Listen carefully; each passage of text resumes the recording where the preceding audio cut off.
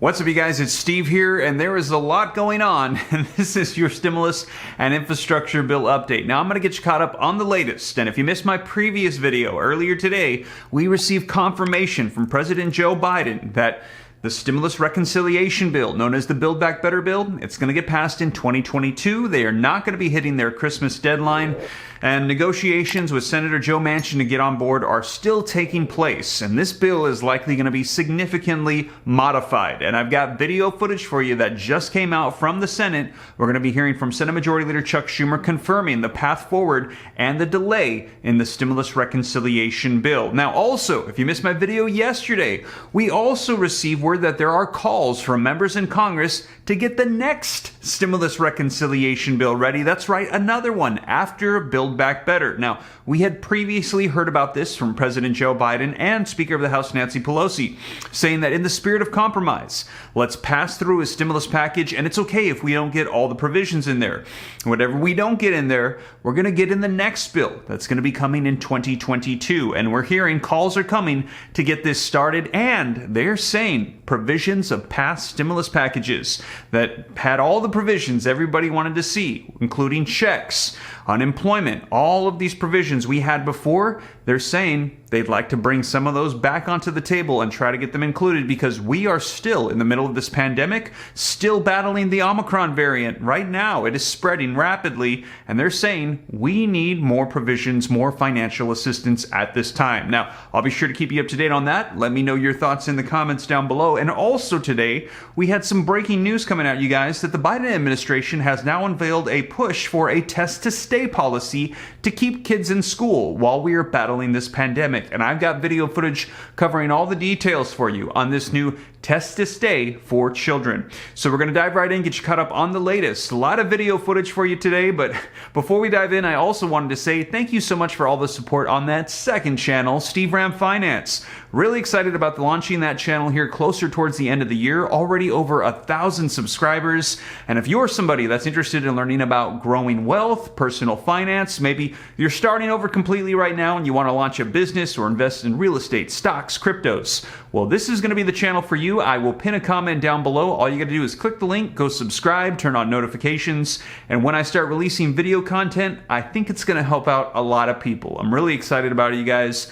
But now, let's go ahead and dive right in, and let's start off by smashing the like button for the YouTube algorithm. Just takes a second, really helps out the channel a ton. Thank you so much. I really appreciate it. Also, leave your comments, share this out. If this is your first time here and you want to stay up to date, totally free. All you got to do is hit the subscribe button and turn on that notification bell. And if you got any specific questions for me, I'm easy to get a hold of directly. All you got to do is shoot me a DM on Instagram at SteveRam3.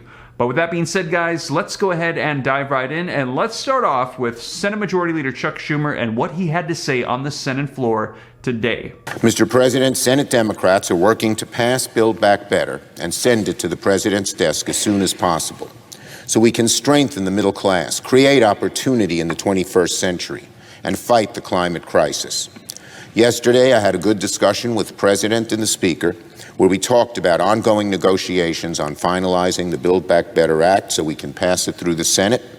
The President requested more time to continue his negotiations, and so we will keep working with him, hand in hand, to bring this bill over the finish line and deliver on these much-needed provisions. At its core, Build Back Better is about making the greatest investment in the American people that we have seen in generations. It's about building new ladders to help people climb into the middle class and providing them stability to thrive in the middle class once they get there. That means lowering the cost of prescription drugs, extending the child tax credit, making childcare more affordable for tens of millions of families, expanding housing, early education, and affordable health care. And it means taking unprecedented steps to fight climate change and lay the groundwork for greater action in the future. These are all things that the American people want. These are things Democrats are fighting to secure. And it cannot be forgotten that not a single Republican, not one, has joined us in making them happen. They're opposed to making childcare more affordable. They're opposed to fighting the climate crisis. And they're possibly even considering fighting provisions like making drugs like insulin more affordable. If Republicans won't fight to help everyday Americans afford the basics, Democrats will. We're going to keep working to achieve our goal of passing Build Back Better into law. So there you have it, you guys. More confirmation that this is going to get delayed out until 2022. And I'll keep you up to date as we're hearing negotiations are taking place. There's a lot of concerns about that child tax credit, and we'll see what this bill ends up looking like, and we'll see if that next bill ends up coming up as well. Now, also, I shared with you guys that we heard that the Biden administration unveiled a push for the test-to-stay policies. Let's take a look at what was released officially from the Biden administration, and then let's take a look at a recap coming out from news outlets on what is going to be unfolding. Let's take a look.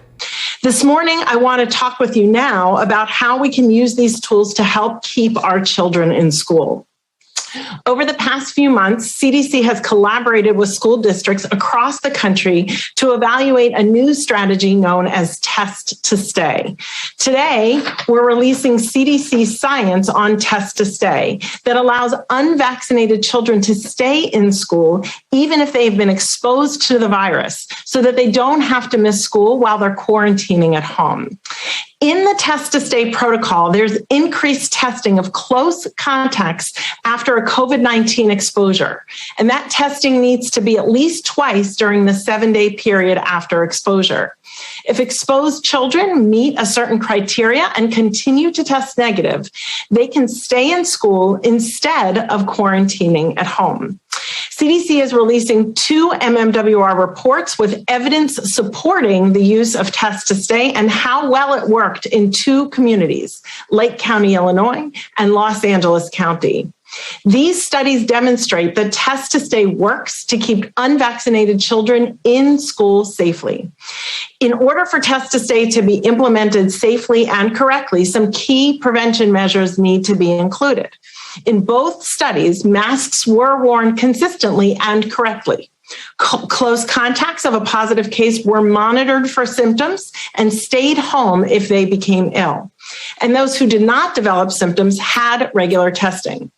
Test to Stay is an encouraging public health practice to keep our children in school, and CDC is updating our materials to help schools and parents know how to best implement this promising and now proven practice, along with our multi-layered prevention strategies that will help keep our children in the classroom safely. Dr. Rochelle Walensky, the head of the CDC, confirming that the new variant, the Omicron variant, is in fact going to become the dominant variant in this country within the next few weeks. Still with me, NBC's Heidi Prisbilla and Dr. Robert Lahita.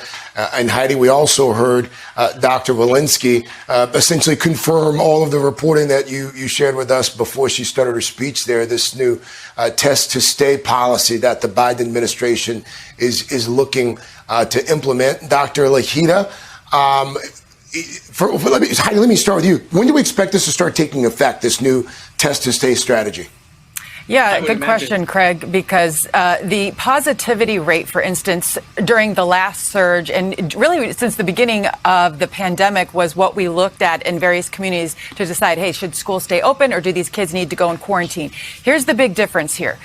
If the schools have the resources, and that is a big if when you consider the personnel and the testing kits that would be required here. But if they have those, then the children can each be tested twice a week. And even if they're confirmed to have been exposed to COVID, then they can stay in school as long as they are testing negative. But I've done a lot of interviews on this subject, Craig, and the schools that have done this successfully have taken quite a while to stand up these programs. They're very resource intensive. They take a lot of testing kits. They take a lot of personnel to employ. And many of these schools that do not have this in place, which are many, are going to find it hard to turn this overnight. The one saving grace we have here is the holiday break, so schools can make some progress on that. But again, access to testing is also critical here as you see all of these long lines with people now demanding increased testing. Is the federal government going to pay for all these tests for kids? Right now, that is not the plan. Right now, there is money that has gone out to states that can be used, but they're not going to be having a new revenue stream. They may remind schools that there is money that they dedicated and allocated to them, Craig, to use for these tests. But again, it also depends on availability. We've seen pressure, for instance, on the FDA to get many more tests approved because we don't have as many even today approved for at-home, over-the-counter use as they do in Europe. And you also have to wonder if this is not just going to turn into another situation of the haves and the have-nots. You're going to have wealthy school districts, well-resourced schools, well-staffed schools that are able to do this. And then you're going to have other schools where a lot of the kids look like me. They're not going to be able to do this kind of this testing. So there you have it, you guys. Let me know your thoughts in the comments down below. This is breaking news coming out, this new Test to Stay program that they're trying to launch. And do you think this is a good idea, that they should be doing this to help encourage kids to stay in school, just continually test them to make sure that nobody has this variant and it's not spreading around rapidly? Or do you think that this is not a good idea and there's too much exposure that's potentially there? Let me know your thoughts. But this just happened today, and as more information rolls out, I'll be sure to keep you guys up to date here on the channel. But that is the latest, you guys, and thank you so much for joining me here on the channel. As always, if you made it this far and you haven't already, don't forget, smash that like button for the YouTube algorithm. Just takes a second, helps me out a ton. Thank you so much. Also, leave your comments, share this out. If this is your first time here and you want to stay up to date, don't forget, hit that subscribe button, turn on that notification bell. If you got any specific questions for me, shoot them to me in the DM on Instagram at SteveRam3, and consider joining that second channel, Steve Ram Finance, to learn about growing wealth and personal finance.